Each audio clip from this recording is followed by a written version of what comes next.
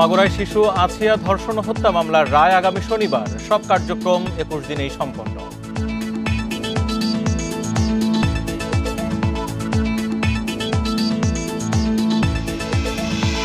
সাবেক এমপি সঙ্গীতশিল্পী মমতাজ বেগমের ৪ দিনের রিমান্ড মঞ্জুর। রাজধানীর মিরপুরে সাগর হত্যা মামলার আসামি।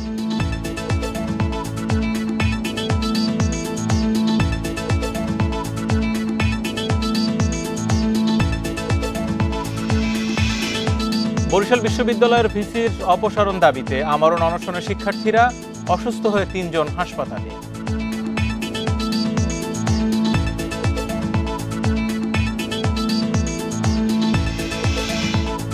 রংপুরের কাউনিয়ায় বাসের চাপায় এসএসসি পরীক্ষার্থী সহ একই পরিবারের ৩ জন নিহত।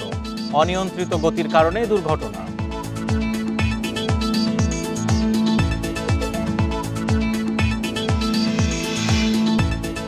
এবং খুলনা বিভাগের বিভিন্ন জেলায় মুখ থুবড়ে পড়েছে ভেড়া ছাগলের টিকা প্রকল্প। প্রাণী সম্পদ কর্মকর্তাদের বিরুদ্ধে অর্থ লোপাটের অভিযোগ।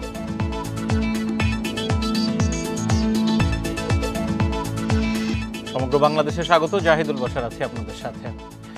মাগুরার আলোচিত শিশু আছিয়া ধর্ষণ ও হত্যা মামলার রায় ১৭ই মে। সকালে জেলার নারী ও শিশু নির্যাতন দমন ট্রাইব্যুনালের বিচারক এম জাহিদ হাসান এই তারিখ নির্ধারণ করেন। চার্জশিট দাখিল থেকে শুরু করে সব কার্যক্রম ২১ দিনেই সম্পন্ন। মাত্র ১৩ কার্যদিবসেই রায় ঘোষণা করা হচ্ছে। শিশু আছিয়া ধর্ষণ ও হত্যা মামলার দ্বিতীয় দিনের মতো যুক্তিতর্ক শুনানি হয়। সকালে জেলা কারাগার থেকে আদালতে আনা হয় সব আসামিদের। এর আগে মামলার বাদীসহ মোট ২৯ জনের সাক্ষ্য নেওয়া হয় এবং ২ দিন হয় এ বিষয়ে যুক্তিতর্ক শেষে বিচারিক আদালত মামলার রায়ের দিন ঘোষণা করে। গত ৫ মার্চ বোনের শ্বশুরবাড়ি বেড়াতে গিয়ে ধর্ষণের শিকার হয় ৮ বছরের শিশু আছিয়া। ১৩ই মার্চ চিকিৎসাধীন অবস্থায় মৃত্যু হয় তার। এই ঘটনায় মামলা দায়েরের পর বোনের জামাই, শ্বশুর, শাশুড়ি সহ ৪ জনকে গ্রেপ্তার করা হয়। ১৩ এপ্রিল চার্জশিট দাখিল করে পুলিশ।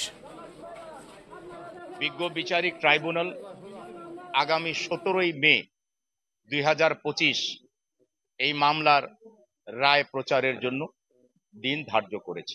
এই মামলায় প্রসিকিউশন ন্যায় বিচার পাবে এবং ন্যায় বিচারের মাধ্যমে আগামী দিনে একটা উদাহরণ সৃষ্টি হবে, যাতে করে কোনো শিশুর সাথে এই ধরনের ধর্ষণ বা হত্যা অপরাধ সংঘটিত না হয়। এই মুহূর্তে মাগুরার আদালত চত্বর থেকে আমার সাথে রয়েছেন সহকর্মী হেলাল উদ্দিন। আমরা সরাসরি যাব তার কাছে। হেলাল, একটু জানতে চাই যে সাম্প্রতিক আসিয়ার যে ঘটনা, এটির মতো আলোচিত ঘটনা বা এরকম ধর্ষণের পর হত্যার ঘটনা আর দ্বিতীয়টি নেই কাছাকাছি সময়ে। একটু জানতে চাই আসামিরা তাদের জবানবন্দিতে কি বলেছিলেন আর যারা সাক্ষী দিয়েছেন তারা কি বলেছিলেন, দুটো এক করলে কি দাঁড়ায়?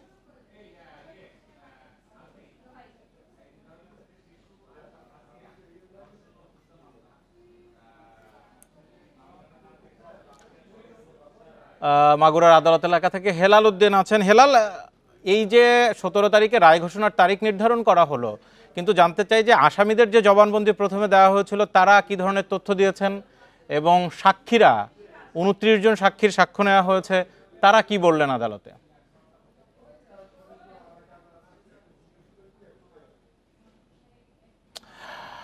আমাদের সাথে মাগুরা থেকে যুক্ত হয়েছিলেন হেলাল, কিন্তু তার সাথে অডিও কানেকশনটা আমরা মিস করছি। আমরা নিশ্চয়ই পরবর্তীতে যুক্ত হলে আবারও চেষ্টা করব। সাবেক এমপি ও সঙ্গীতশিল্পী মমতাজ বেগমের ৪ দিনের রিমান্ড মঞ্জুর করা হয়েছে। বৈষম্য বিরোধী ছাত্র আন্দোলনের সময় সাগর হত্যা মামলায় মমতাজের ৭ দিনের রিমান্ড আবেদন করা হয়। সোমবার রাত পৌনে ১২টার দিকে রাজধানীর ধানমন্ডি থেকে তাকে গ্রেপ্তার করে ডিএমপি।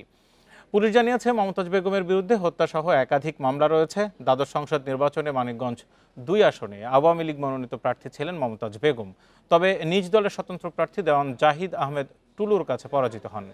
সংসদ সদস্য নির্বাচিত না হলেও সিংগাইর উপজেলা আওয়ামী লীগের সভাপতির দায়িত্বে ছিলেন মমতাজ।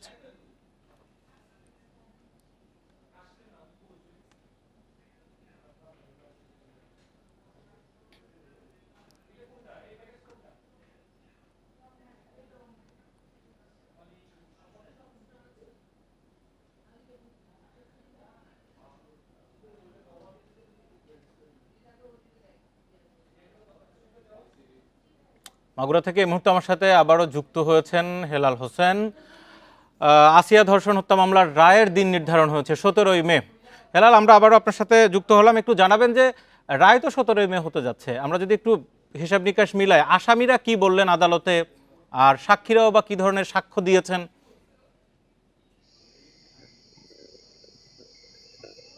আপনাকে প্রথমে একটি বিষয় জানিয়ে রাখি, যে বিষয়টি আসামিরা 164 ধারায় জবানবন্দি দিয়েছিলেন আদালতে। সেই জবানবন্দি দেওয়ার পর থেকে আসামিরা যখনই আদালতে আসেন, আদালত চত্বরে তারা আসেন, তারা উচ্চ কণ্ঠে তারা বলতে থাকেন যে এই মামলার সাথে তারা কোনো প্রকারই সংশ্লিষ্ট না, এবং তারা সবসময় বলেন যে এই মামলার যে হিটু শেখ, এই হিটু শেখের যে ছেলে, তার স্ত্রী, তাকেই তারা দায়ী করছে। আরেকটি বিষয় আমি জানিয়ে রাখি, এই মামলায় যারা সাক্ষ্য গ্রহণ দিয়েছিলেন, মোট 37 জনের সাক্ষ্য গ্রহণ হওয়ার কথা ছিল, কিন্তু আদালত 29 জনের সাক্ষ্য গ্রহণ তারা নিয়েছেন।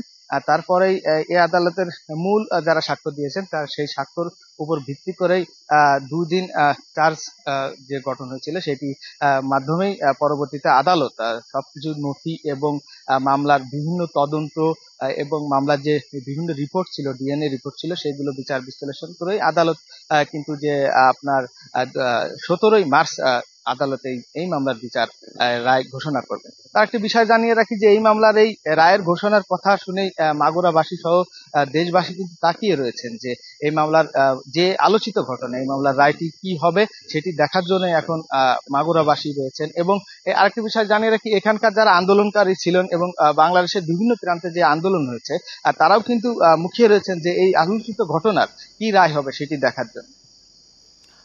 হেলাল, একটা বিষয় সেটি হচ্ছে যে এই মামলায় আসামিরা প্রথমে 164 বারে তারা স্বীকারোক্তিমূলক জবানবন্দি দিয়েছিলেন, কিন্তু পরবর্তীতে আবার আদালত অঙ্গনে তারা চিৎকার করে বলছে যে তারা জড়িত নয়।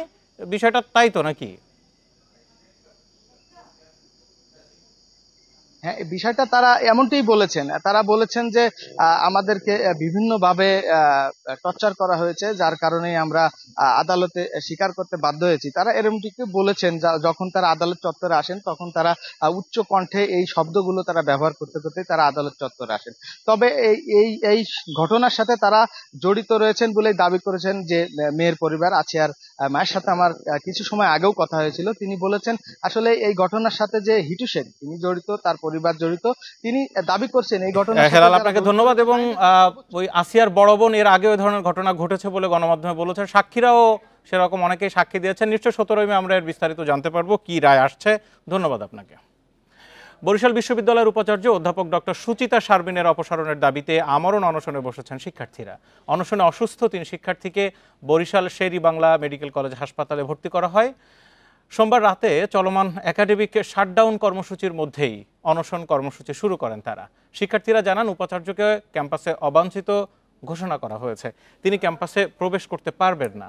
তাদের অভিযোগ, আন্দোলনের কোনো পর্যায়ে তিনি শিক্ষার্থীদের সাথে যোগাযোগ করেননি, অথচ শেষ মুহূর্তে ফেসবুক লাইভে আসেন। দ্রুত সময়ের মধ্যে এক দফা দাবি মেনে না নিলে কঠোর আন্দোলনের হুঁশিয়ারিও দেন শিক্ষার্থীরা। এদিকে শিক্ষার্থীদের আন্দোলনের সাথে একাত্মতা প্রকাশ করেছেন শিক্ষক ও কর্মকর্তা কর্মচারীদের একাংশ। প্রায় 1 মাস ধরে বরিশাল বিশ্ববিদ্যালয়ের অবকাঠামো উন্নয়ন, রেজিস্ট্রার অপসারণ, শিক্ষার্থীদের বিরুদ্ধে প্রশাসনের দেয়া মামলা ও জিডি এবং ফ্যাসিস্টদের পুনর্বাসন সহ নানা দাবিতে আন্দোলন করছেন শিক্ষার্থীরা।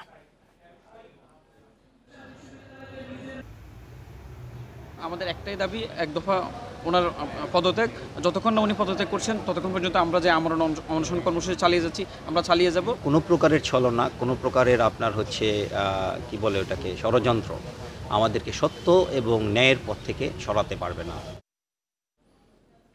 বরিশাল থেকে এই মুহূর্তে আমার সাথে রয়েছেন বিশ্ববিদ্যালয় ক্যাম্পাস এলাকা থেকে আল আমিন। আল আমিন, 2-3 জন শিক্ষার্থী এর মধ্যে অসুস্থ হয়ে গেছে এবং অপসারণের দাবি ওই বিশ্ববিদ্যালয়ের সর্বোচ্চ ব্যক্তিটির, ভিসির। এখন আসলে করণীয় কি? তাদের সাথে কারা কথা বলবেন, কারা আশ্বস্ত করবেন, সব মিলে পরিস্থিতি কি? দেখুন, এখন পর্যন্ত কিন্তু আশ্বস্ত করা বা কারোর সাথে কথা বলা এই ধরনের কোনো কিছুই আমরা এখন পর্যন্ত পাইনি। শিক্ষার্থীরা কিন্তু তাদের আন্দোলন চালিয়ে যাচ্ছেন, তবে এখন পর্যন্ত তাদের সাথে কেউ কথা বলেনি, তাদের কেউ আশ্বস্ত করেনি, যার ফলে কিন্তু প্রায় 15 ঘন্টার অধিক সময় কিন্তু শিক্ষার্থীরা এই যে অনশন কর্মসূচি, আমরণ অনশন কর্মসূচি, সেই কর্মসূচিতে রয়েছেন। ইতিমধ্যে কিন্তু 5 জনকে আমরা দেখেছি তারা কিন্তু অসুস্থ হয়ে পড়েছেন। এর মধ্যে রবিউল নামে একজনকে কিন্তু বরিশাল শের-ই বাংলা মেডিকেল কলেজ হাসপাতালে নিয়ে যাওয়া হয়েছিল। তিনি সেখানে তাকে নেওয়ার পরে কিন্তু আবার তিনি ফিরে এসেছেন, তিনি সেখানে থাকবেন না, তিনি তার সেই অনশন ভাঙবেন না, এই প্রতিশ্রুতিতে তিনি কিন্তু আবারও এখানে ফিরে এসেছেন। আমরা যেটি দেখেছি এখানে বেশ কয়েকজন আছেন যারা কিন্তু গরমে অসুস্থ হয়ে পড়েছেন এবং অনেকের কিন্তু জ্বর এসেছে, অনেকে কিন্তু আসলে প্রেশার যেটি রয়েছে, ডাক্তার এখানে এসেছিলেন, তারা কিন্তু প্রেশার দেখেছেন যে আসলে অনেকেই প্রেশার লো হওয়ার কারণে কিন্তু অসুস্থতা বোধ করছেন, অনেকে বমি করেছেন। সব মিলিয়ে কিন্তু এখানে যারা অনশনে অংশ নিয়েছেন তাদের মধ্যে বেশিরভাগই কিন্তু অসুস্থতায় ভুগছেন এবং তারা কিন্তু ইতিমধ্যে আমরা দেখেছি যে তাদেরকে সেবা শুশ্রূষা করা হচ্ছে, তাদের যে চিকিৎসা সেবা সেটি দেওয়ার চেষ্টা করা হচ্ছে। তারপরও তারা যেটি বলছেন যে তাদের যে এক দফা দাবি উপাচার্যের যে অপসারণ, সেই অপসারণ না হওয়া পর্যন্ত তারা তাদের আন্দোলন চালিয়ে যাবেন। আমরা যেটি দেখেছি গত 1 মাস যাবত কিন্তু তারা শিক্ষার্থীরা 22 দফা দাবি নিয়ে বরিশাল বিশ্ববিদ্যালয় ক্যাম্পাসে তারা অবস্থান কর্মসূচি পালন করেছে, বিভিন্ন বিক্ষোভ করেছে। ভিসির যে বাংলো রয়েছে সেখানে কিন্তু বাসভবনে তারা তালা দিয়েছে এবং উপাচার্যের যে কক্ষ রয়েছে সেখানে তারা তালা দিয়েছেন। প্রশাসনিক ভবনগুলো যেগুলো রয়েছে সেগুলো কিন্তু তারা তালাবদ্ধ করে দিয়েছেন। এই শিক্ষার্থীরা কি সবাই একত্রে এই দাবি, নাকি এদের বিরুদ্ধে অন্য কোনো শিক্ষার্থীদের আরেকটি অংশ আছে, আরেকটি শিক্ষকদের আরেকটি গ্রুপ আছে এদের বিরুদ্ধে? জি, বিষয়টা হচ্ছে এখানে আমরা যেটি দেখছি যে শিক্ষার্থী যারা রয়েছে বেশিরভাগ শিক্ষার্থী কিন্তু তাদের এই যে দাবি রয়েছে সেই দাবির সাথে একমত পোষণ করেছেন এবং শিক্ষকদের একটি বড় অংশ কিন্তু এই শিক্ষার্থীদের আন্দোলনে একাত্মতা প্রকাশ করেছেন। তারা আজকে সকালেও এখানে ছিলেন এবং তারা এখানে এসেছেন, তারা শিক্ষার্থীদের সাথে কথা বলেছেন। তারা যেটি বলছেন, তারা আসলে প্রশাসনিক লেভেলে যারা রয়েছে, শিক্ষা উপদেষ্টা যিনি রয়েছেন তার সাথে আসলে আলোচনা করার চেষ্টা করছেন এবং সবশেষ তারা সেই আলোচনাটি চালিয়ে যাবেন। যদি না হয় সেক্ষেত্রে তারা কিন্তু কমপ্লিট শাটডাউন অর্থাৎ সড়কে অবস্থান নেবেন বলে কিন্তু তারা আমাদেরকে জানিয়েছেন। আরো কঠোর কর্মসূচির দিকে যাবে শিক্ষার্থীরা, সেই কথা বলছেন। ধন্যবাদ আপনাকে।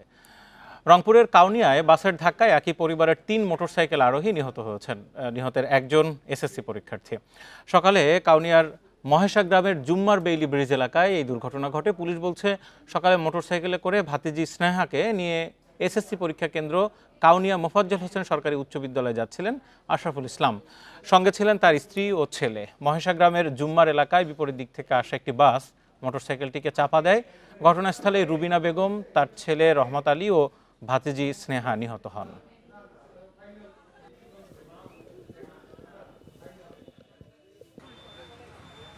জুম্মারপাড় নামক স্থানে মহাসড়কে অজ্ঞাতনামা বাসের সঙ্গে ধাক্কা লেগে 3 জন স্পট ডেড মানে জায়গায় মারা গেছে। আর যে চালক মানে মোটরসাইকেল চালক আশরাফুল ইসলাম সে সম্পূর্ণ সুস্থ আছে। অনিয়ম দুর্নীতির কারণে যশোর, ঝিনাইদহ সহ খুলনা বিভাগের বিভিন্ন জেলায় মুখ থুবড়ে পড়েছে ভেড়া ছাগলের পিপিআর টিকা প্রকল্প। প্রাণী সম্পদ অধিদপ্তরের কর্মকর্তাদের বিরুদ্ধে অভিযোগ উঠেছে প্রকল্পের টাকা লোপাটের। এদিকে গবাদি পশুর টিকা না পাওয়ায় বিপাকে পড়েছেন লাখো খামারি।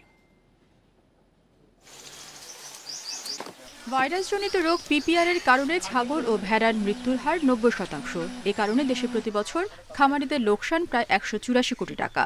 রোগ প্রতিরোধে 2023 সালে 30 কোটি টাকা ব্যয়ে সারা দেশে শুরু হয় 5 বছর মেয়াদী পিপিআর টিকা প্রকল্প। সারা দেশে 4,500-এর বেশি স্বেচ্ছাসেবককে ভ্যাকসিন দেওয়ার জন্য নিয়োগ দেওয়া হয়। তাদের সম্মানী ডোজ প্রতি 5 টাকা মওকুফ করা হয় ভ্যাট ট্যাক্সও। অভিযোগ উঠেছে এই সম্মানীর 10 থেকে 20% বিল পরিশোধ করা হয়নি। এছাড়া নির্ধারিত ভ্যাকসিনের চেয়ে অতিরিক্ত দেখিয়ে তুলে নেওয়া হয়েছে বাড়তি বিল। কাজ শেষে আমরা ছোট বড় ইউনিয়ন সবাই মিলে একটা ভাগযোগ করি, সেখানে আমাদের 1 লক্ষ করে টাকা দিয়েছে, বাদ বাকি টাকা স্যারেরা কেটে রেখে দিয়েছে। খালি স্ট্যাম্পে স্বাক্ষর করে নেয়, নিয়ে পরে ওনারা কিন্তু ওই যে বেশি করে ডোজ লিখে নিয়েছে। এই জন্য যে অভিযোগের কথা বললেন যে হয়তো কোথাও 40,000 50,000 ডোজ ভ্যাকসিন, ওনারা কিন্তু বেশি দেখে ওই বিলটা কিন্তু ওনারা উঠাই নিয়েছে ওই সময়ে। কর্মকর্তাদের দাবি, বিল তোলার অফিস খরচ হিসেবে ভ্যাকসিনেটরদের টাকা কেটে রাখা হয়েছে। যে অডিট খরচ বলেন কিংবা অ্যাকাউন্টস খরচ বলেন, কিছু খরচ তো থাকেই, সেই টাকাগুলোই সাধারণত অফিসকে তারা হয়তো দিয়েছে।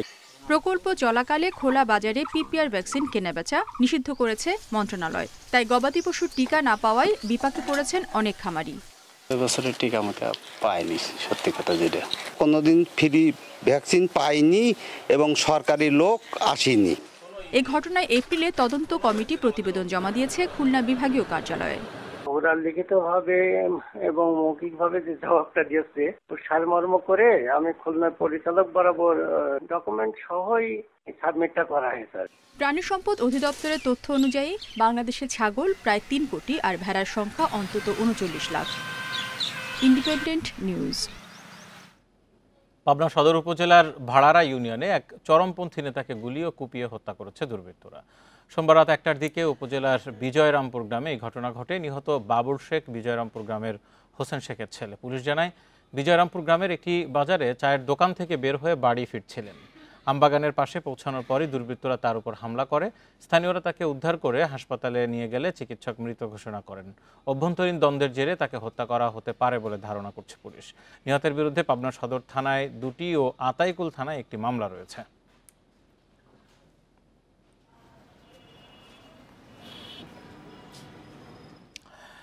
রাজবাড়ীর কালুখালী বাজারে অগ্নিকাণ্ডের ঘটনা ঘটেছে। মঙ্গলবার ভোরে এই অগ্নিকাণ্ডের ঘটনা ঘটে। এ সময় 2টি হার্ডওয়্যার সহ মোট 3টি দোকানের মালামাল পুড়ে গেছে। পরে খবর পেয়ে কালুখালী ফায়ার সার্ভিসের 2টি ইউনিট ঘটনাস্থলে গিয়ে প্রায় 2 ঘন্টার চেষ্টায় আগুন নিয়ন্ত্রণে আনে। ফায়ার সার্ভিস বলছে, বৈদ্যুতিক শর্ট সার্কিট থেকে আগুন লাগিয়ে থাকতে পারে বলে ধারণা করা হচ্ছে। এ সময় বিশ্বাস এন্টারপ্রাইজ, ঢাকা হার্ডওয়্যার ও একটি ধানের গোডাউন পুড়ে যায়। এতে ব্যবসায়ীদের 60 লাখ টাকার মালামাল ক্ষয়ক্ষতি হয়েছে বলে জানায় ফায়ার সার্ভিস। কর্ণফুলী নদীর উপর নির্মিত শতবর্ষী কালুরঘাট সেতু ব্রিটিশ আমলে নির্মাণের পর কয়েক দফা সংস্কারের কারণে সেতুটি এখনও টিকে থাকলেও স্থানীয়দের নতুন সেতুর দাবি দীর্ঘদিনের। শেষ পর্যন্ত শুরু হতে যাচ্ছে নতুন সেতু তৈরির কাজ। আগামীকাল কালুরঘাট সেতুর ভিত্তিপ্রস্তর স্থাপন করবেন প্রধান উপদেষ্টা অধ্যাপক মোহাম্মদ ইউনূস। চট্টগ্রাম শহরের সাথে বোয়ালখালী, পটিয়া সহ দক্ষিণ চট্টগ্রামের 3 উপজেলাকে সংযুক্ত করেছে কালুরঘাট সেতু। ঢাকা কক্সবাজার রুটে ট্রেনও চলে এই সেতু দিয়েই। তবে জরাজীর্ণ অবস্থার জন্য এই সেতু দিয়ে যোগাযোগ দীর্ঘদিন ধরেই ছিল ঝুঁকিপূর্ণ। 2 দশক ধরে প্রতিবাদ, বিক্ষোভ এবং নানা আশ্বাসের পর অবশেষে সেখানে নির্মিত হচ্ছে নতুন সেতু। 14 মে নতুন রেল ও সড়ক সেতু নির্মাণের ভিত্তিপ্রস্তর স্থাপন করবেন প্রধান উপদেষ্টা অধ্যাপক মোহাম্মদ ইউনূস। সেতুটি আলোর মুখ দেখায় খুশি সাধারণ মানুষ। প্রতিশ্রুতি দিয়েছে, কেউ করতে পারেনি। ডক্টর নিঃস্বকার আসা মাত্রই এই একনাগের প্রথম বৈঠকে আমাদের ব্রিজটা অনুমোদন দিয়ে দিছে। অনেক লোকে কালুঘাট ব্রিজে মারা গেছে, ঠিক আছে, এই ব্রিজটা খুবই দরকার। সেতুর পরামর্শক নিয়োগ, জমি অধিগ্রহণ ও প্রকল্পের বিস্তারিত নকশা চূড়ান্ত করতে কেটেছে বছরের পর বছর। ভিত্তিপ্রস্তর স্থাপনের পরই শুরু হবে 11,560 কোটি টাকা ব্যয়ে 11 কিলোমিটার দীর্ঘ ও 100 ফুট প্রশস্ত সেতুর কাজ, বলছে কর্তৃপক্ষ। কালুরঘাট ব্রিজের যে ভিত্তিপ্রস্তরটা উদ্বোধন করা হবে, কিন্তু আমাদের সার্কিট হাউসে এটা চট্টগ্রামবাসীর দীর্ঘদিনের দাবি ছিল। ভিত্তিপ্রস্তর স্থাপনের পরবর্তীতে যে প্রক্রিয়াগুলি আছে সেই প্রক্রিয়াগুলি মেনটেন করা হবে। দীর্ঘসূত্রিতা বাদ দিয়ে দ্রুত প্রকল্প বাস্তবায়নের দাবি স্থানীয়দের।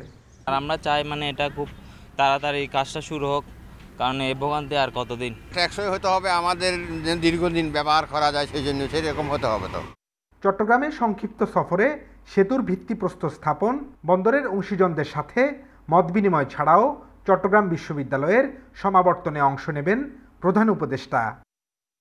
Abdullah Rakib, independent news, Chattogram. লক্ষ্মীপুরে 4 আগস্ট ছাত্র জনতার উপর হামলা ও 4 শিক্ষার্থী হত্যা মামলার 6 আওয়ামী লীগ নেতাকে গ্রেপ্তার করা হয়েছে। দুপুরে আদালতের মাধ্যমে তাদের জেল হাজতে পাঠানো হয়। পুলিশ জানায়, ভোররাতে চট্টগ্রামের রামগঞ্জ ও রায়পুরে অভিযান চালিয়ে তাদের গ্রেপ্তার করা হয়। হত্যায় জড়িত অন্য আসামিদের গ্রেপ্তারে অভিযান চলছে। গ্রেপ্তারকৃতরা হলেন রায়পুর পৌরসভার আওয়ামী লীগের সহসভাপতি আবু নাসের বাবু ও উপজেলা স্বেচ্ছাসেবক লীগের যুগ্ম আহ্বায়ক আবদুল্লাহ আল মামুন, ইছাপুর ইউনিয়ন স্বেচ্ছাসেবক লীগ নেতা কামাল হোসেন, নিষিদ্ধ ছাত্রলীগের সভাপতি মনিরুল বাশার মিলন, চণ্ডীপুর ইউনিয়ন আওয়ামী লীগ নেতা নূর হোসেন ও মিশকাত হোসেন। এদিকে নাটোর জেলা স্বেচ্ছাসেবক লীগ সভাপতি অ্যাডভোকেট ইশতিয়াক আহমেদ ডলারকে হত্যা ও বিস্ফোরক দ্রব্য আইনের 2টি মামলায় গ্রেপ্তার করেছে পুলিশ। সকালে শহরের বঙ্গজ্জল এলাকার ইউসিসিএ অফিস থেকে তাকে গ্রেপ্তার করা হয়।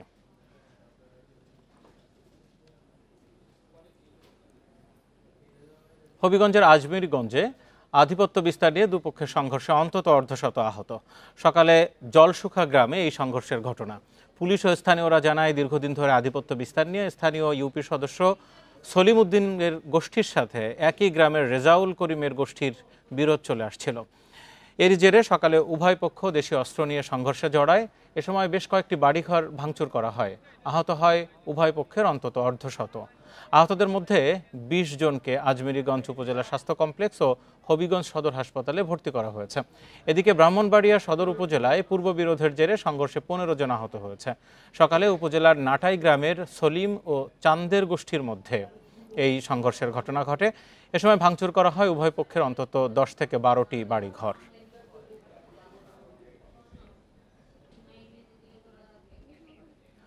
সুন্দরবনের মান্দারবাড়িয়ায় পুশিন করা ৭৫ জন বাংলাদেশিকে স্বজনদের কাছে হস্তান্তর করা হয়েছে।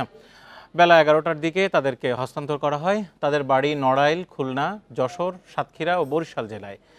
ভুক্তভোগীরা জানান, জাহাজের মাধ্যমে তাদেরকে অকথ্য নির্যাতন করা হয়েছে। এমনকি ধর্মীয় বিষয়েও তাদেরকে গালিগালাজ করা হয়েছে। মোংলা কোস্টগার্ডের operation officer lieutenant commander Abrar Hasan জানান, ৭৫ জন বাংলাদেশি ও ৩ জন ভারতীয় নাগরিককে মান্দারবাড়িয়ার চর দিয়ে এদেশে পুশিন করা হয়। এর মধ্যে ১০ জন খুব অসুস্থ ছিলেন। তারা দীর্ঘদিন গুজরাটে বসবাস করে জীবিকা নির্বাহ করতেন। ২৬ এপ্রিল তাদের বাড়িতে পুলিশ হানা দেয় এবং তাদের বাড়িঘর বুলডোজার দিয়ে ভেঙে দেয়। পরিবারের সদস্যরা কোথায় রয়েছে তা তারা জানেন না। পুলিশ সুপার মনিরুল ইসলাম জানান, ৩ জন ভারতীয় নাগরিককে যাচাই বাছাই সাপেক্ষে ভারতীয় দূতাবাসের সহযোগিতা নিয়ে সমস্যার সমাধান করা হবে।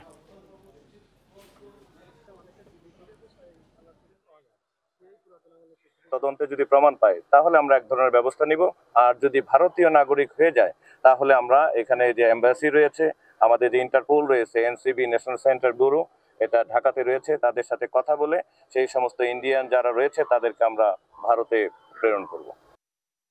সড়ক সংস্কারের পর আকর্ষণ বেড়েছে খাগড়াছড়ির নিউজিল্যান্ড এলাকার। নিউজিল্যান্ড সড়কে দাঁড়িয়ে আলুটিলা পাহাড়ের সৌন্দর্য উপভোগ করতে প্রতিদিন ভিড় করছেন দর্শনার্থীরা। পর্যটক টানতে সড়কের সৌন্দর্য আরও বাড়ানোর পরিকল্পনার কথা জানাচ্ছে পৌর কর্তৃপক্ষ। ফসলের ক্ষেত চিরে চলে গেছে পিচ ঢালা সড়ক, কাছে আলুটিলা পাহাড়। দৃষ্টিনন্দন হওয়ায় খাগড়াছড়ি পৌর শহরের এই এলাকাটির নাম রাখা হয়েছে নিউজিল্যান্ড। খাগড়াছড়ি জেলা সদর থেকে মাত্র ১.৫ কিলোমিটার দূরের নিউজিল্যান্ড এলাকাটি পানখাইয়াপাড়া ও আপা পেরাছড়াকে যুক্ত করেছে।